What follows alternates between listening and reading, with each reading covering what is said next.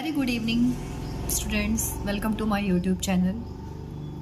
Today I am going to teach you a very important topic. Topic name is bill.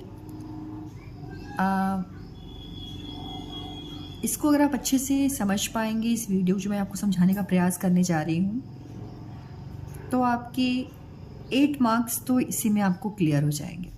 Okay, ये बहुत ही important है. बच्चों को हमेशा आता है ये क्वेश्चन, और छोटी सी एक बच्चे मिस्टेक करके आते हैं. क्या करके आते हैं वो भी मैं बताऊंगी आपको, तो वीडियो को आप पूरा देखिएगा. इस वीडियो में हम सीखेंगे कि बिल कैसे तैयार किया जाता है और ख़रीदी हुई चीज़ों का हिसाब कैसे रखा जाता है. तो चलिए शुरू करते हैं. सबसे पहले क्वेश्चन आपको एग्ज़ाम में आ जाएगा. ऐसा क्वेश्चन यहाँ से यहाँ तक लिखा हुआ आ जाएगा. ओके, क्वेश्चन लिखा रहता है. कभी कभी बिल ऐसी बनी आती है, कभी कभी आपको बनानी होती है. क्योंकि यहाँ बुक में बनी हुई थी इसलिए मैं आपको ये शो कर रही हूँ. अगर नहीं बनी हुई आएगी तो भी आप बना लोगे. ओके, मैं बताऊँगी कैसे बनेगा. राइट, पहले हम क्वेश्चन को रीड करते हैं. मीरा हैड ₹250. मीरा के पास 250 रुपये हैं. Okay, she bought a sports cap for ₹180. उसने एक स्पोर्ट्स कैप लिया 180 रुपीज़ में. And a cup of ice cream for ₹20, 50 पैसे. ओके, और उसने एक आइसक्रीम का कप लिया 20 रुपीज़ और 50 पैसे में. Prepare a bill for her purchase. उसने जो सामान खरीदा ना, जो परचेज़ किया, उसका आपको बिल प्रिपेयर करना है. ओके, यहाँ पे इन्होंने लिस्ट दे दिया है, इसमें आपको फिल करना है. How much change does she get back. और उनको वापस कितना मिलेगा. जब वो सामान खरीदेंगी और शॉपकीपर को पैसा देंगी ना, रुपए देंगी 250, तो उनको कितना बैक मिलेगा, वापस कितना मिलेगा, यही क्वेश्चन है. ओके, आप सभी बच्चों से यही मेरी रिक्वेस्ट है कि आप क्वेश्चन को प्लीज़ ध्यान से पढ़ा कीजिए. ठीक है, क्योंकि आपके आंसर्स इसी पे डिपेंड करते हैं. राइट बच्चों, अब यहाँ पे देखिए लिखा हुआ आइटम. आइटम मीन्स होता है सामान. ओके, तो स्टोरी में आपने देखा कि मीरा ने 2 चीज़ें खरीदी, स्पोर्ट्स कैप खरीदा और आइसक्रीम खरीदा. ओके, तो आइटम यानी होता है सामान. क्या क्या सामान खरीदे, यहाँ पे उनको आपको लिखना होगा. तो sports cap. Okay, SPORTS, sports. देख के स्पेलिंग राइट लिखिएगा, बच्चे देख के भी गलत लिख देते हैं. और कैप, ये लिख दिया आपने, स्पोर्ट्स कैप. रेट पर आइटम. पर मीन्स होता है एक वस्तु, एक स्पोर्ट्स कैप जो है उसकी रेट क्या होगी, उसकी कीमत क्या होगी, यहाँ पे लिखी जाएगी. ओके, तो क्या लिखा होगा, 180 रुपीज़. रुपीज़ 180. ओके, ये लिखा हुआ है क्वांटिटी. क्वांटिटी मीन्स होती है बेटा संख्या, कितनी उसने कैप ली थी. अब आपको कैसे पता चलेगा, देखो यहाँ पे लिखा हुआ है ना, a sports cap. A means होता है 1. ओके, सो आप यहाँ पे लिखेंगे 1. अब इसकी कॉस्ट क्या होगी, कीमत क्या होगी. स्पोर्ट्स कैप है और एक कैप जो है वो 180 रुपीज़ का है. क्वांटिटी तो एक ही हुई, तो इसका यही आंसर हो जाएगा. ठीक है, इस पर एक्चुअली क्या करते हैं ना, जो कॉस्ट निकालना होता है हमको ना, देखो मैं यहाँ लिख देती हूँ COST, कॉस्ट. जब वो कॉस्ट निकालना होता है ना, तो रेट पर आइटम, रेट पर आइटम को मल्टीप्लाई कर देते हैं क्वांटिटी से. ओके, क्वांटिटी से. मैंने क्यों लिख दिया यहाँ पे, पूरा नहीं लिख पाऊंगी, यही है क्वांटिटी. ओके, तो हमें कॉस्ट पता चल जाती है. ओके बच्चों, तो 180 को जब मल्टीप्लाई करेंगे 1 से, तो आपका आंसर क्या आएगा, 180 ही आएगा. आएगा ना. रुपीज़ आगे जरूर लिखिएगा, रुपीज़ आप लिखना भूल जाते हैं, एग्जाम में आपके नंबर कट जाते हैं, तो आप बिल्कुल गलती नहीं करेंगे. Okay, rupees 180. अब सेकेंड चीज़ क्या उसने परचेज की, आइसक्रीम. आइसक्रीम स्पेलिंग देख के राइट लिखिएगा, मन में बोला कीजिए जब आप लिखते हैं. Okay, ice cream, EAM, ice cream. Okay, rate पर आइटम, एक आइसक्रीम की क्या वो है, रेट है 20 रुपीज़, पहले आगे लिखेंगे आप रुपीज़ 20.50 यानी 20 रुपीज़ 50 पैसे। ओके, कितनी खरीदी थी उन्होंने? A cup of ice cream. और लिखा हुआ है ना यहाँ पे मीन्स 1। ओके, तो आप यहाँ लिखेंगे 1। अब आपको इसका कॉस्ट निकालना है, मतलब कुल कीमत कितनी हुई, तो 20.50 से जब मल्टीप्लाई करते हैं, 1 से जब मल्टीप्लाई करते हैं तो सेम नंबर आता है। Okay, rupees 20.50। बहुत बच्चे यहाँ तक तो कर लेते हैं, ठीक है। Okay fine. अब आपको देखो यहाँ पे लिखा हुआ है बच्चों, यहाँ पे देखिए टोटल लिखा हुआ है। ओके, तो यहाँ पे 2 चीज़ें हैं, 2 थिंग्स हैं, तो आप यहाँ पे लिखेंगे 2 है, ठीक है। मतलब आइटम कितने हैं? 2 हैं।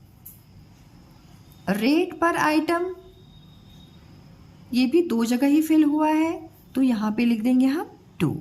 ओके, क्वांटिटी ये भी है 2, 1 और 2, ठीक है, तो यहाँ लिख देंगे 2, राइट। अब इसको जब हमें प्लस करना होता है तो बच्चे गलत कर देते हैं। देखिए क्या लिखा हुआ है, 180 लिखा हुआ है ना, तो आप साफ साफ लिखिएगा 180। ओके, ये रुपीज़ 180 है। अब ये 20 रुपीज़ 50 पैसे हैं, तो ये 20 रुपीज़ 50 पैसे 20 कैसे लिखाएगा? देखो आप लिखोगे 20 यहाँ पे, फिर डेसिमल लगाओगे, फिर 50 यहाँ पे लिखोगे, ठीक है। इतना आपने कर लिया। और आपको ऐड करने में अगर दिक्कत होगी तो आप डेसिमल के ऊपर यहाँ डेसिमल लगा दो और यहाँ पे भी 0 और यहाँ पे भी 0 डाल दो। मतलब इतना रुपीज़ इतना पैसा, यहाँ पे तो 0 0 हो गया क्योंकि 180 रुपीज़ ही है, और यहाँ पे 20 रुपीज़ हो गया और ये 50 पैसे हो गए। समझ में आ गया आपको? ये बेटा रुपीज़ है और ये पैसे हैं। ओके, आ गया समझ में? अब यहीं पे ऐड बच्चे नहीं कर पाते हैं, ये आपको ऐड करना है क्योंकि वो नंबर सही नहीं लिख पाते, तो आप ऐसी गलती नहीं करोगे। ओके, आप सही नंबर लिखोगे, रुपीज़ के नीचे रुपीज़ लिखोगे और ये 1 टेंस का ध्यान रखना। ओके, अब इसको हम ऐड करेंगे 0। अब इसको ऐड कीजिए तो 0 यहाँ पे 0 हो जाएगा, 0 + 5 इज़ 5। डेसिमल के नीचे ही डेसिमल डाल रखेंगे, 0 + 0 इज़ 0, 8 + 2 इज़ 10। यहाँ पे 1 गया एंड 1 + 1 इज़ 2।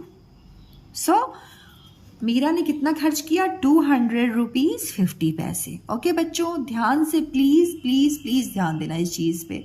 ओके, टोटल में सामने यहाँ पे आप लिख देंगे रुपीज़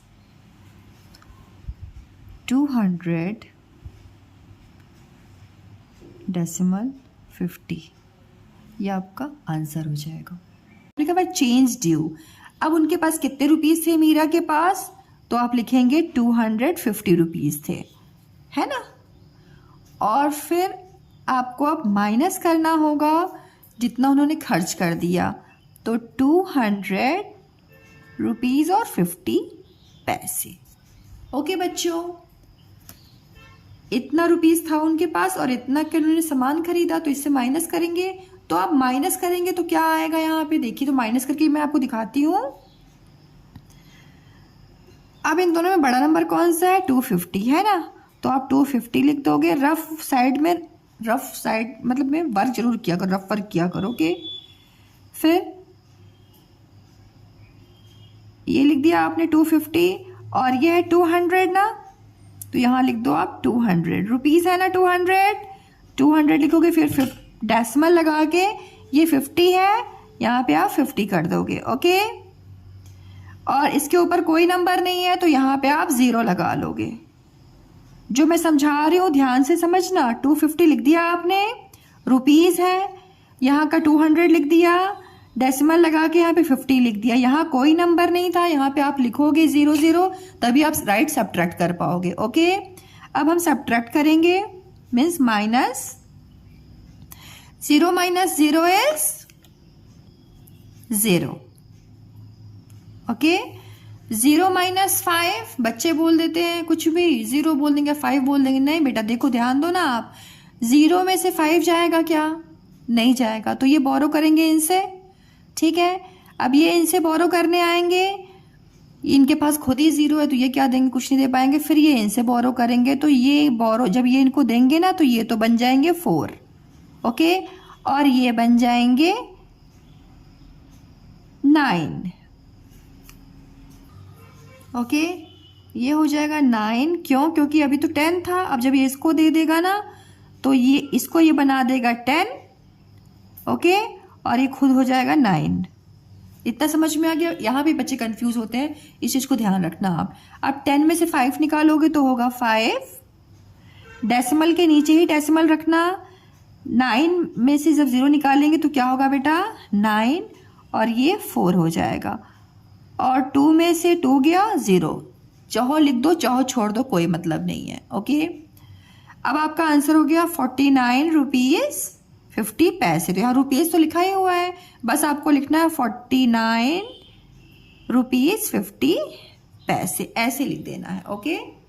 तो बच्चों हमने क्या सीखा? जब भी हम कुछ खरीदते हैं हमें उसका सही हिसाब रखना चाहिए। आज हमने सीखा कि बिल कैसे बनाया जाता है और बचे हुए पैसे कैसे निकाले जाते हैं। तो बच्चों अगर आपको ये वीडियो हेल्पफुल लगी हो तो अपने फ्रेंड्स से शेयर कीजिए और मेरे चैनल को सब्सक्राइब कीजिए। वीडियो पसंद आती है तो लाइक कीजिए। मिलते हैं एक नए वीडियो के साथ। Till then keep learning, keep smiling.